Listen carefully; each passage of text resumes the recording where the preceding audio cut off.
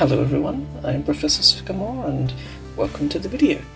This video will be going over all the new content in the upcoming TRACHEA update.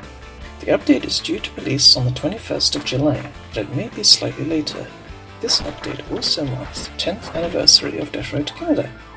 That's right, it's been 10 years since this game has been released, starting from July of 2016. Can you believe it? Feel free to share your experiences with the game, like your trips and how you first came across the game down in the comments, in addition to any comments that you have about the new content. One more thing before we begin. Please do not ask when the update will be coming to consoles or mobile. The publishers of these versions have stated that they're working on them, and that they intend to release them within a few weeks or a month after this update releases on Steam, so please be patient. With that out of the way, let's get to the showcase. First off, we have some reworks to some existing powers and traits, the first of which is a buff to Trademark weapon, which now starts the character with +1 strength and fitness. This was originally removed in a previous update, but these starting stats have now been restored, making the perk more compatible with some of the starting weapons.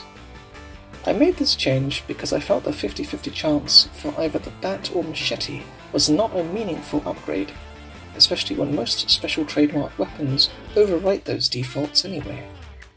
Next, a small buff to Friend of Dog. During missions, the character will now always spawn with a friendly dog. If the dog dies in a mission, you'll have a new one next mission. The dog is programmed to play aggressively, doesn't collect loot, and cannot draw aggro from zombies. Remember, it's possible to get even more dogs from a dog van. Both of these features can stack with your party already full of dogs. Go, my minions! Then, we have a rework to the Soundsleeper trait to help make it a little bit more desirable. First of which, it's now guaranteed to start with 3 loyalty, so you can finally use the character for night events as they were originally designed for. Soundsleeper is something of a bookworm. In addition to resisting the tired status effect, it grants a random stat bonus whenever you would have otherwise been tired. Finally, a rework to the anime fan trait. Now, characters with stat combos can help delay the transformation of the anime fan. This way, you can avoid having him transform a little too early. You no longer need to cripple your team or avoid most morale-boosting events in order to avoid an early transformation. Various stat combinations can delay the transformation at different stages. These are Oblivious, Paranoid, and Irritating. Together, they can extend the countdown to Catastrophe by up to 15 extra days. While on the subject of anime, the anime girl can now be permanently cured at the anime store. Originally, this cure only lasted for 100 days, but some have requested a permanent cure, so here you go. We have 2 new stat combos being added to the game. In addition to the existing ones like Angry Strong and Calm Shot, we now have Tinker and Agile. Tinker activates when a character has both high wits and high mechanical. Agile activates on a character with both high fitness and a high attitude. Both stat combos already have about 10 counters each for existing events, so be sure to try these out and see what happens. Tinkers are special because they can engineer their way out of a lot of situations. They represent inquisitive thinkers, always ready to look for solutions outside the box. Flooded roads, tree blockages, and more are no problem for the Tinker type.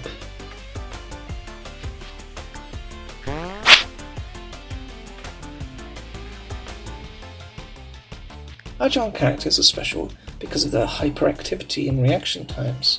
Talking, running to or away from bandits, and avoiding explosions are their speciality. They represent people with limitless energy who are alert and ready for fight or flight. More details can be found, as ever, in the Informatic Library.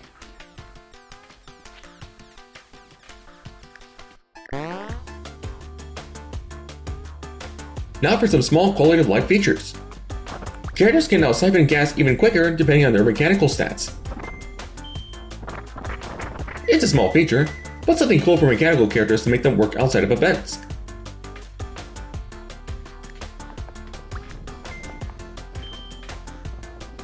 In the next update after this one, there will also be some new weapons that scale with the mechanical stat, so stay tuned for that. This one was a popular suggestion for the subreddit.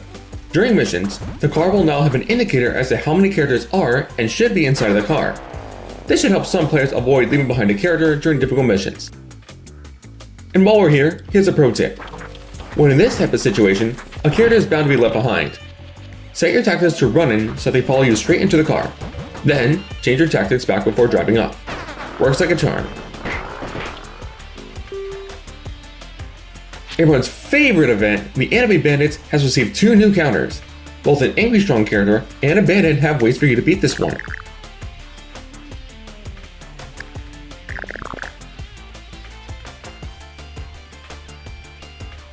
Then, there's a new text added for chess match for your life. Many have requested a witch check, which is not happening. But Sycamore has added a new text that hints towards a high wits character not being able to beat the chess master.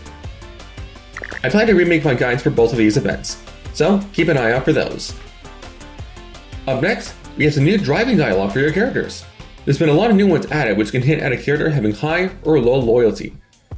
There's actually quite a lot of them, so we can't really list them all here in this video. Plus, it's probably better that you explore these for yourself. But make sure you're paying to these hints so you can learn more about your characters. Finally, we have a new toggleable option where loot on the ground can gravitate towards your party members. Think of it like vacuuming in other games. This ability scales with the character's wit stat, and is also dependent on the threat level in the current room. To put it simply, you can expect this to work when there's less or sometimes little to no zombies in a room. You can toggle this feature to either have loot gravitate towards you, or have it be collected instantly. And if for any reason you don't like this amazing feature, you can turn it off at any time in Zombletown. Now for new weapons. In addition to those carried by the new rare characters, we have an entire new weapon class, Flails. The most common type is the fishing spear. Regular flails can be found rarely, and the rarest, the Blue Moon, can be found in Dark Mansions. Before somebody comments, yes, I do love Terraria, thank you. Flails' strength lies in their scaling. Flail damage and knockback scales with character strength, up to a maximum for each tier. Flail damage is also mass-based, so they can continue to deal damage even when you're tired. However, flails have high base cooldowns, can be clunky, require good strength to use effectively, and only operate at half range when fatigued.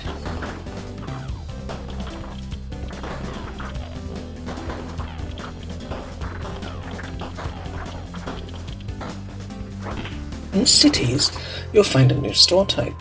Inside you can find tonfas, wakizashis, quarterstaffs, and more. Many of these weapons perform admirably, but are breakable or only hit a single target.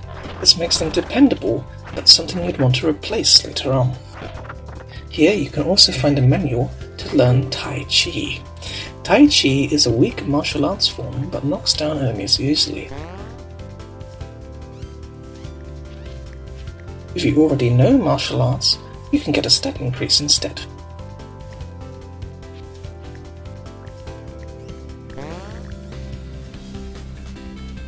Alternatively, if you already know a supreme martial art like Kill Fu, you can learn Dink Jitsu, which is a very powerful martial form.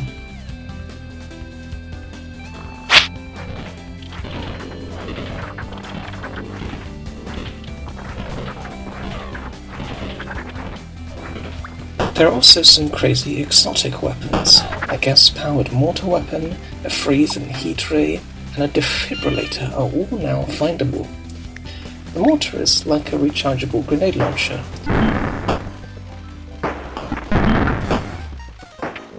While the freeze and heat ray can weaken or incinerate your enemies for gas, respectively.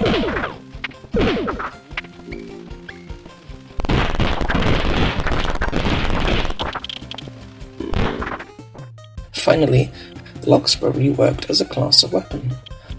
All logs now share the same cooldown, which is an improvement for the majority of logs. All logs now additionally inflict maim, similar to the kukri, permanently decreasing the movement speed of the target hit. Small correction. As you can tell by the footage, this is slightly incorrect.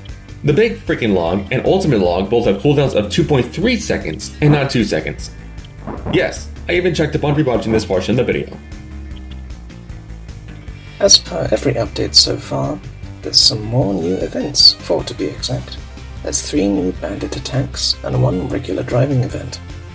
We have Pyro Bandits, Police Bandits, Mech Bandits, and then a Mystery Box event. There's also 3 new locations, 2 Always Be Lootings, and 1 new city mission. For the cities, you can find the martial arts store. This one contains otaku katanas and some of the new martial arts based weapons we already went over. It's a nice place to consider for the early to mid game. For Always Be Looting, there's the Rusted Harbour. This one's a harder mission with a lot more zombies, but also some dock areas and crates to break open. You must find the master key to open these shipment crates, and you can also gain a choice of 1 to 3 cars inside something. You may also run into some new vehicles that were added in the previous update. Vehicles found in the harbour are very resilient and have drastically upgraded engines and chassis versus their non-harbour counterparts.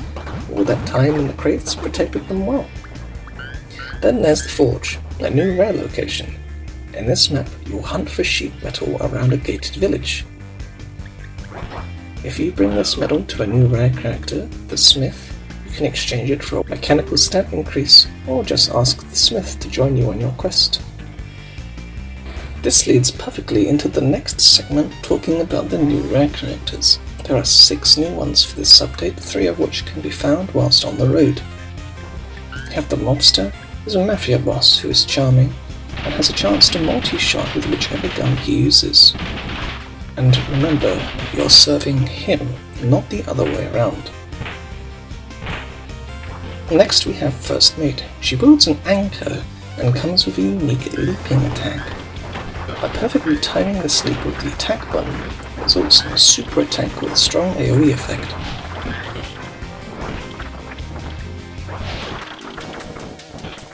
We also have the Stuck. He's a race car driver who's very knowledgeable on car parts. He has high mechanical, and as he remains in your party, he will upgrade your car over time.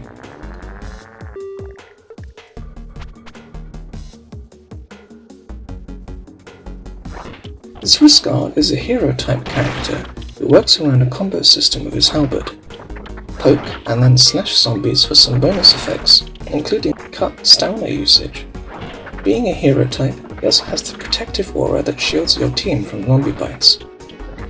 Basement Skeleton is currently working on guides that showcase each of these new characters in more detail. Be sure to like and subscribe if you want to look forward to those, along with his other upcoming guides. Last but not least, there's a few new torsos and pants added for customization. Feel free to try these out on your characters and let me know what you think of them.